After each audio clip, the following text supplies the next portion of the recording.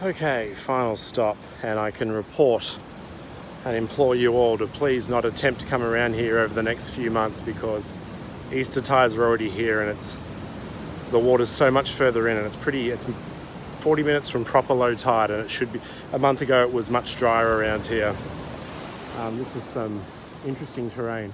In fact, on my way in, I saw some footprints and I wasn't quite sure what to make of them, because homeless people do sometimes stay in this cave, as do tourists that have nowhere to sleep. And I just wasn't sure what I was going to encounter, but I've seen some fishermen just up over yonder, so the footprints would have been theirs. And we're now free to go into the cave. Now, I've got to watch my step, and I'm going to try and keep the phone forward. It might get wobbly because this is perilous terrain. So yes, William Buckley, an English convict, was deported to Australia, ended up at Sorrento in 1803, at which point he decided to chance it. Convicts always had the option.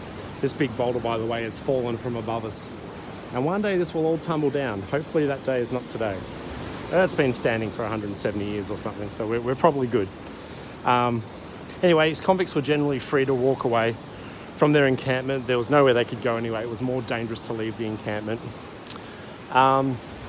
William Buckley disappeared from Sorrento in 1803, and it became evident many years later that he'd lived on this side of the coast, on this side of the bay, with the Warthaurong indigenous people, hiding out in various caves along the Great Ocean Road. The main one's at Point Lonsdale, which is not technically the Great Ocean Road. Bats. Yeah, truth be told, I don't like it here very much. I very rarely come in. It's mainly the collapse threat that I don't like. And as you can see, someone's been staying here. That is a reasonably recent fire. I'm just going to peek over the edge, and hopefully no one's in there, because anyone who's in here, I would not want to cross them. Oh wow, actually smells like smoke. I'm not going to go all the way in there because there's bats and shit, and it all looks very inhospitable. Oh no, it's not dark. You have a great view of it. Geez, I'm really happy with that. And yes, one day that's all going to collapse, and hopefully no one will be in it when it does. And see, now it can be like the movie Descent. If someone's coming to get me, only you guys will be able to see it. And it's washed out my face because it's trying to adjust to the darkness. But William Buckley wandered away, assumed dead.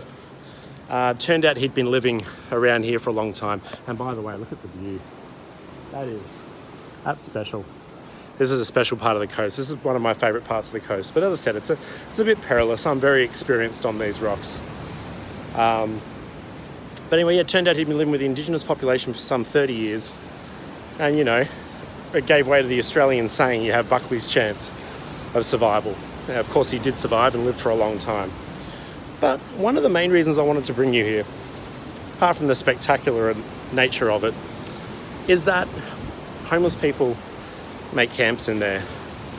And it's funny, this is literally a part of the world where you could disappear forever. And unfortunately, in cities all over the country, people do disappear.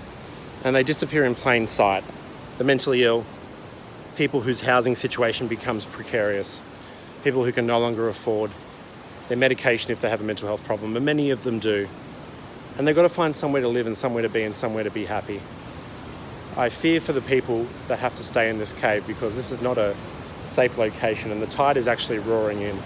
So I'm not gonna linger here too long. It's one of those things, you could easily fall on some of these rocks, and a sprained ankle would be quite a pickle at this particular juncture in my day. But I don't actually know for a fact that Buckley came to this cave. I once encountered a family of history buffs coming along these rocks, and they asked me, how far is it to the cave? And I've gone, it's about 5-10 minutes, depending on how nimble you are. And they were like, apparently it's a cave where William Buckley stayed. And I'm like, really? I hadn't heard that. And in fact, I looked on the internet, there's nothing to suggest that it is a cave where William Buckley stayed. But it is certainly a cave, as you saw with the little fire pit, where people do come to spend nights. And it'd be a bit of a scary night, I think. It'd be an extremely dark cave. There's bats. The water does come. These rocks are pretty dry in front of me, actually, but the water comes pretty high. You wouldn't be able to get out, is the point. Once the waves came all the way in, you wouldn't be able to leave the cave. As I pick my way back across the rocks. So that becomes another theme that I want us to think about this semester. Now, it's a bit of a segue, I suppose.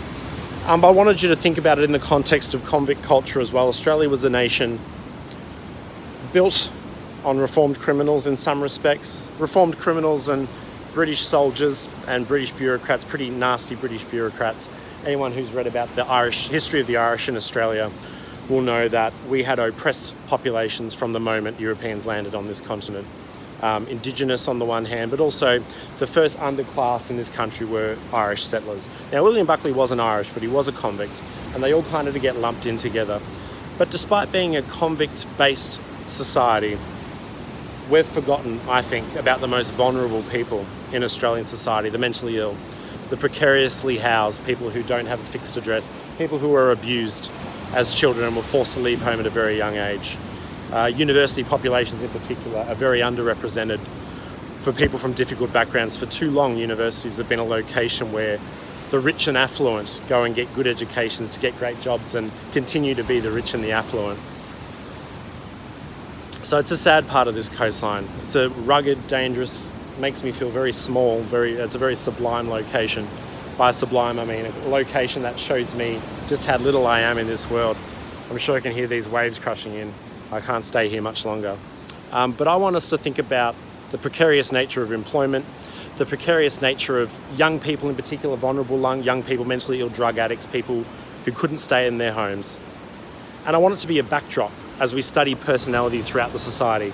Throughout the semester, I'd be disappointed if we got to the end of the semester and you thought personality studies was about mental health medication or helping wealthy people learn to do better public speaking or something about that, something about social anxiety, or we do look a little bit at social anxiety later in the semester.